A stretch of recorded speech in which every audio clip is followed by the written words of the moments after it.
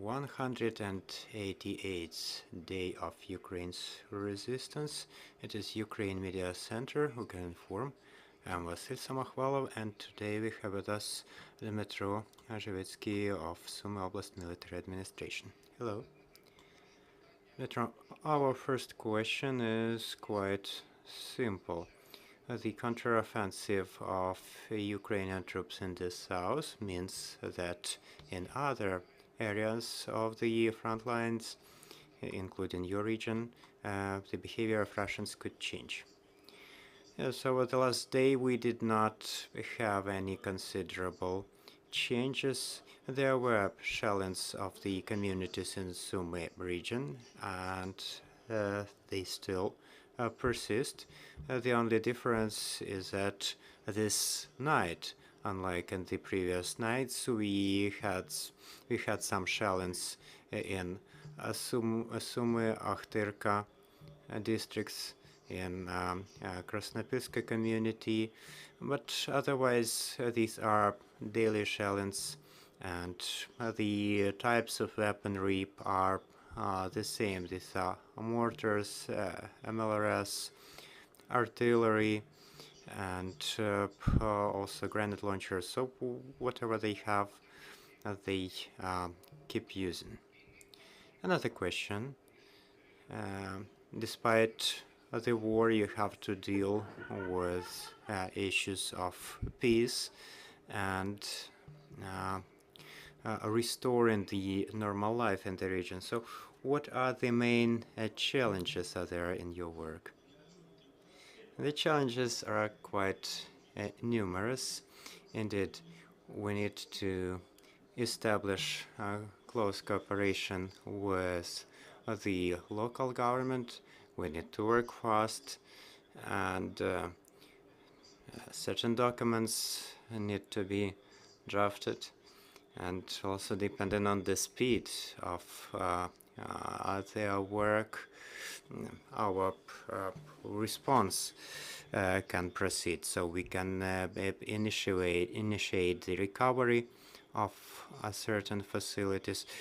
We have good mutual understanding with the communities, with the military, with the law enforcement.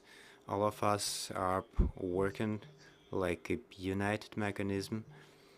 And also, in addition to the situation with the shellings of the communities close to the border, and we also have combat operations which entail the limited funds in the region, which entails problems with the salaries, with the procurement for the military. So these are interconnected things indeed. Can you share more about recovery of capacity of the communities? We know that there were challenges with the members of parliament representing the region, the Party of Traitors. There were representatives of different institutions. How are you managing the reinstallation of a Ukrainian government in the deoccupied territories? Well, we have criminal cases against two of the mayors of the communities. One of them has been apprehended.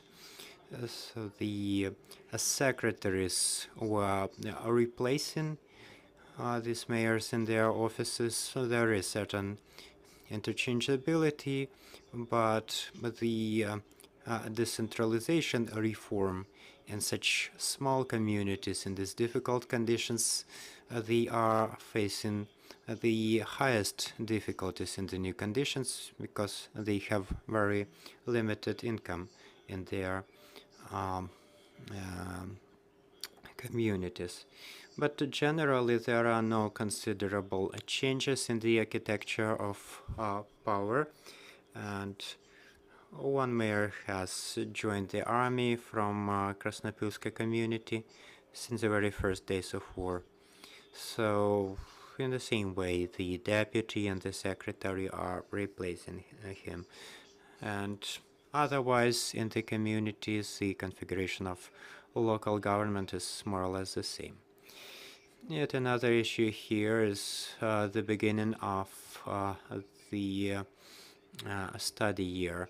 So the situation in your region will surely be different from the west of Ukraine. Can you share about the condition of your schools? How many schools will open their doors in September 1st, and how many children will be able to attend them?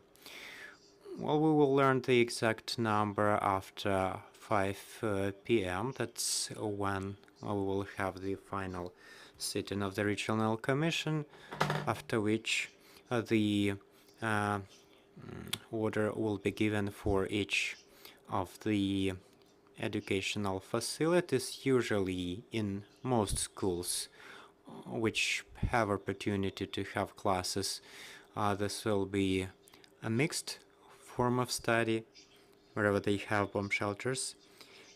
Some schools will be working in the online mode only, specifically in the 25-kilometer zone along the Russian Federation, because these shellings are not happening deeper than 15 kilometers into Ukrainian territory.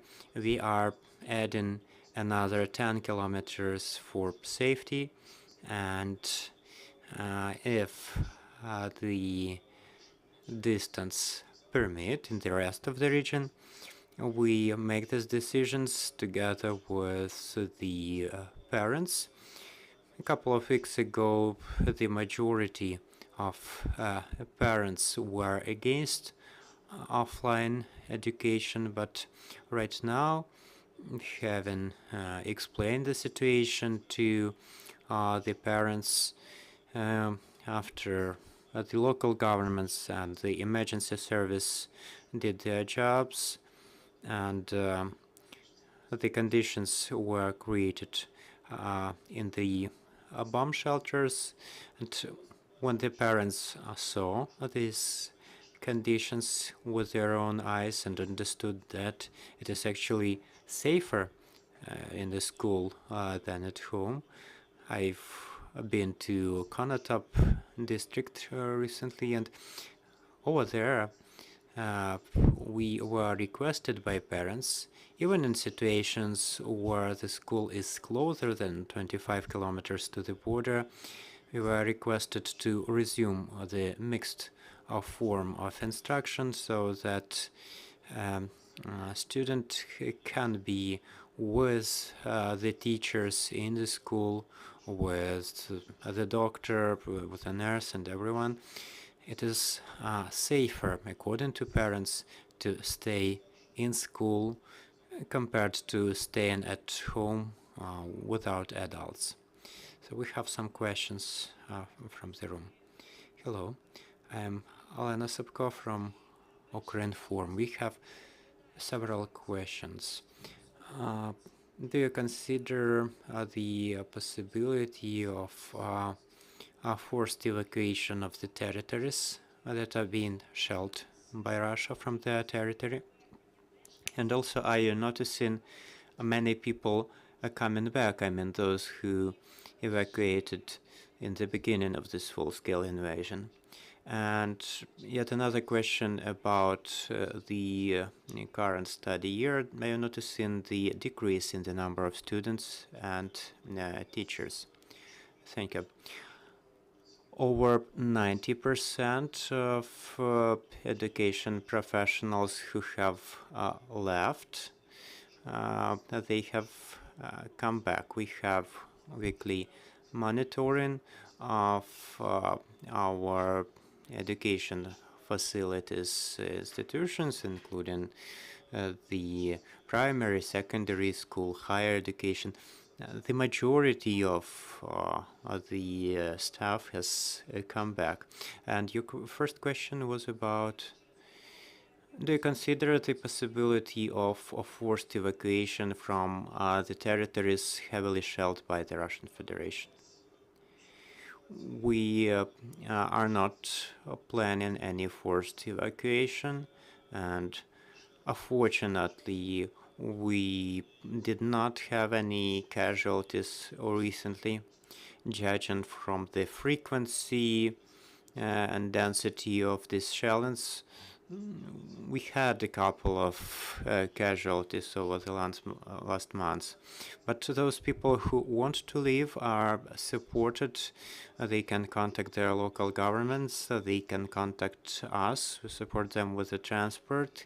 We can find them accommodations in the region and in Ukraine. And generally, we have evacuated children's facilities that were under attack. In this case, we will not be resuming the education there, but generally, despite the number of shellings, we are not planning any shelled evacuation.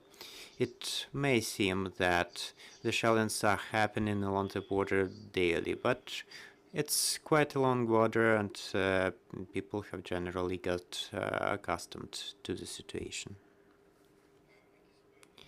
So some technical challenges with the online connection.